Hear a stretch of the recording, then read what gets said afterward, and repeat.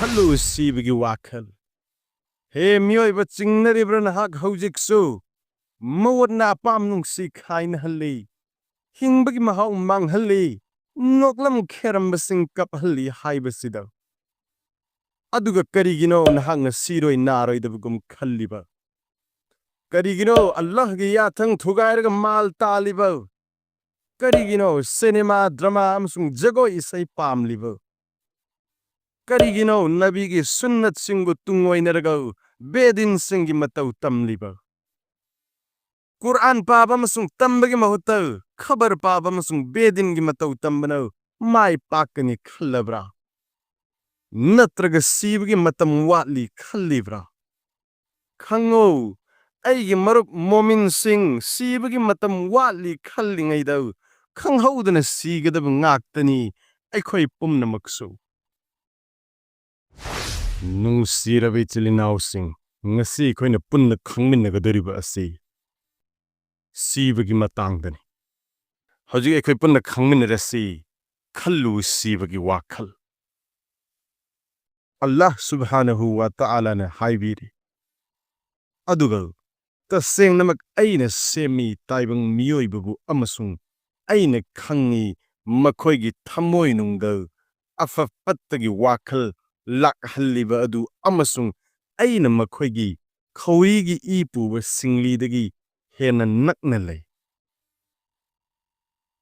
Ayiva farista anina isili amasung famduna lay. Makoy animag yet amasung oida. Ngang de wa amata adum oinamag. Madubu ngay duna lay. Isil haunabagi damak. Aduga lak lagani. Mi kuding magta. Sibagi maysa lang bamatam. Maduni nakoy na kiduna chen na riba pungfam adu. Nahak hayo. Makoyda nakoy na kiduna chen na riba sibagi pungfam adu. Nakoy gi nanakta soyda na yawrak lagani. Amasung pukragani nakoy bu aron ba masung afong ba punmak kang ba seng laba mapu mahaki manakta. Aduga fongdorak lagani mahakna nakoy na tawkiba kuding mak. Sibagi mahaw tangloy ba kanamata layte. Leng dana lay hogadabadi sidaba mapu Allah mahak matong kaktani. Maram masinaw. Ikuy dana siragadaba miyoy ba zati ay koyna. Ay koygi tawai dagi hen nakna layriba mapu mahakpu kaw thokpa amasung. Ay koygi tabak amasung wahay kudimag record tawnaba lumduna layriba. Aron ba farista sing mukidaba haiba asi. Ay koygi laibak thibani. Hazrat Hassan Basri na haibirami. He miyoy bising. Nakoygi amal nama. Afafata iwa khata hangdoktuna laikhrabani. Amasung mi kuding maki manakta farista ani thakrabani. Makoy animak nakoygi yet amasung oida laybani. Yet lomda layriba aduna nakoygi afabu haising amasung tabak sing isilli. Oiromda layriba aduna nakoygi gunasing not tawsilli. Aduna wafam asibu mangda thamlago. Nakoy na tawning ba tabak taw. He miyoy basing, nakoy na hek siba matamda daw. Nakoy amal nama sing adu tupchil lagaw. Nakoy nangak samda yansin bigani.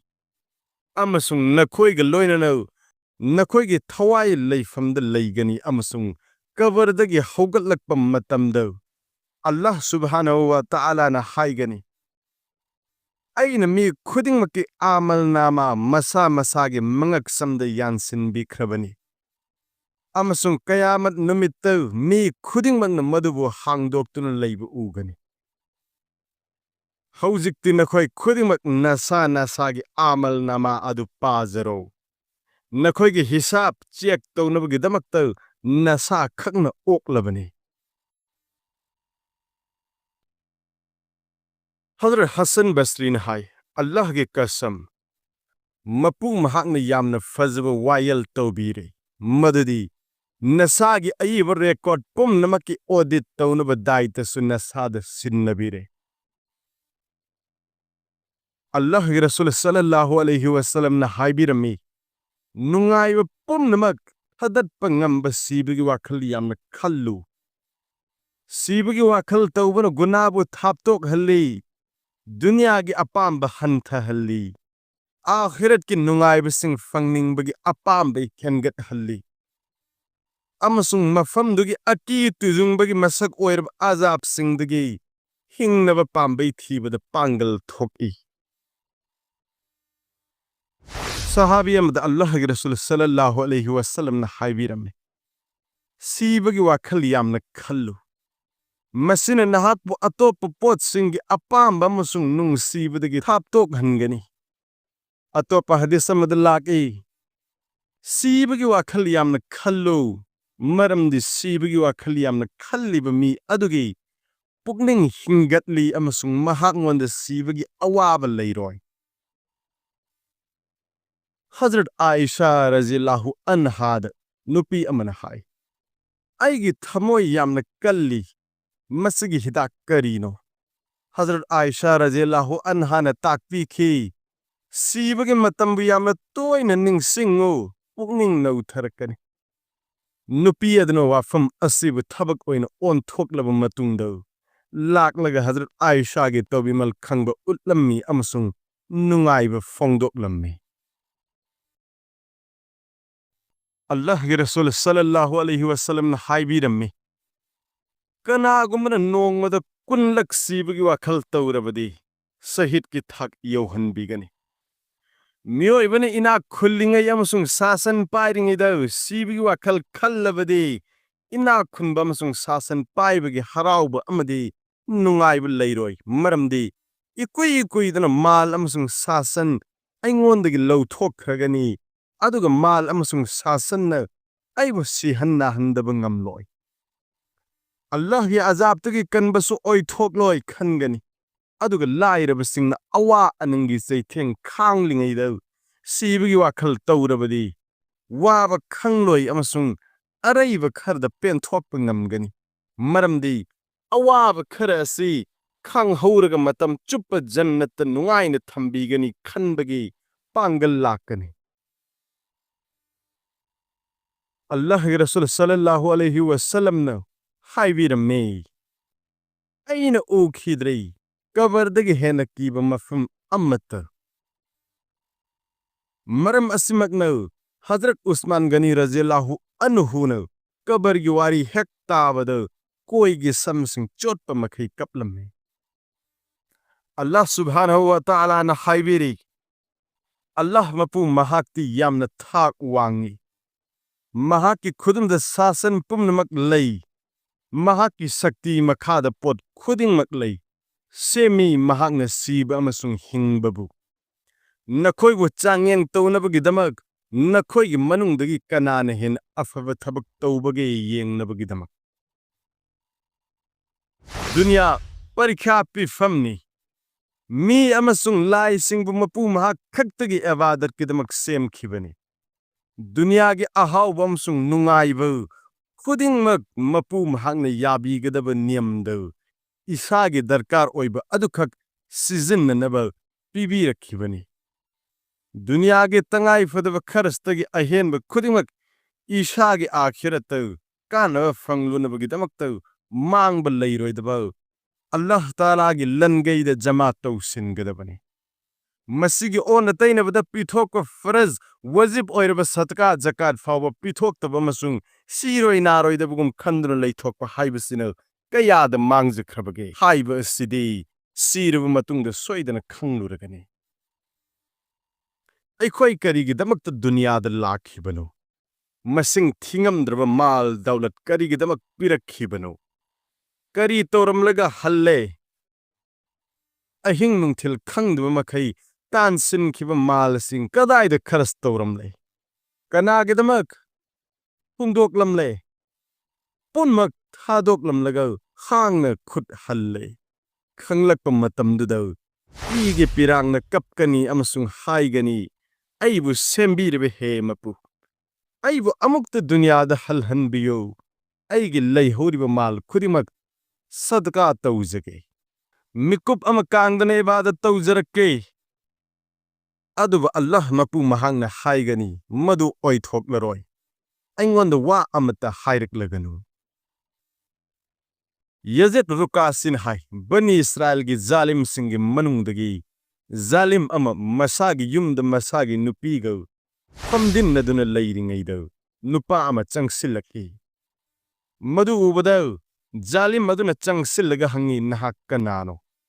Imung asida changlakpagi kanana ayaba piraki. Mahakna khumlaki yum asigi mapu Allah na hukum piraki. Aduga aidi kanana su thingba ngamdaba amasung kanada su parda leitaba. Ningthau singi manakta changnabagi damakta su ayaba lawbagi darkar oidaba. Kanaguma zalim amasung ngakchau thekpa akan athau singbusu kidaba misak amane. Mahaki wahai singa si tabada zalim madu kiman khilna thak thak niklammi amasung mamaina upsillaga tusillamme. Ngahaki matungda mahakna hai adu oirabade nahak thawai lawa faristane. Khumlaki hoi ai nahakna hairib adumakni. Zalim maduna haizay imung manungi oiba pautak ama khaktang izaramge madu khaktagi matam pibiu. Farista aduna hai haujukti madugi matam leite. Nahaki punsigi matam loire ningsa sor masing sukre. Ngay hak fawba chon thaba yadre. Zalim aduna hangatsay aibu kadaida pubi gadoibano. Farista aduna hai nahakna tawraga thakiba amal sing adugi manakta pugadoribane.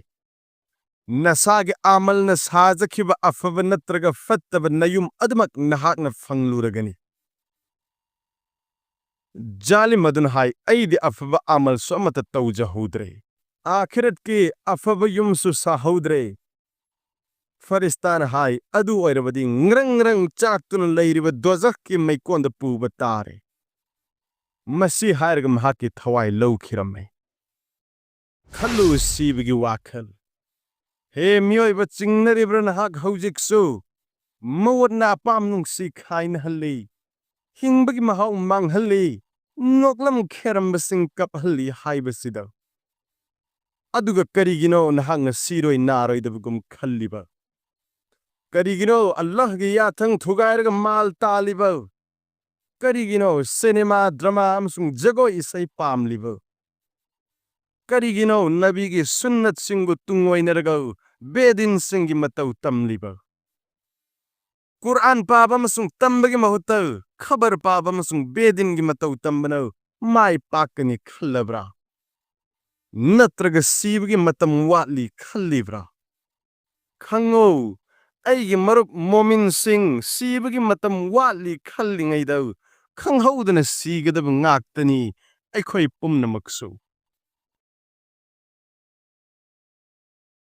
Building ama kinthabado ising ichaw ama lakpado yuhar amuk habado nonglay nongsit ama lakpada amasung accident ama thokpada ikhang khanghaudana miyoi kaya pulap punna sikhibagi thaudoksing yamna toina tabiramgani.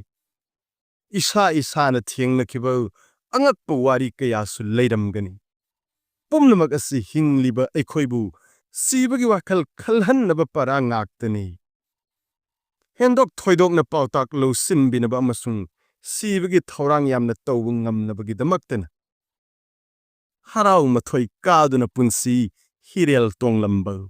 Asagi panthung yaudringai punsi pikhamnaredo. Nungsirbe chiringausing. Aikoi khudingmapu haijakriba wafung khara Asida Allah Ta'ala na amal tawbu ngambagi pangal thona adu pinabiba oisano.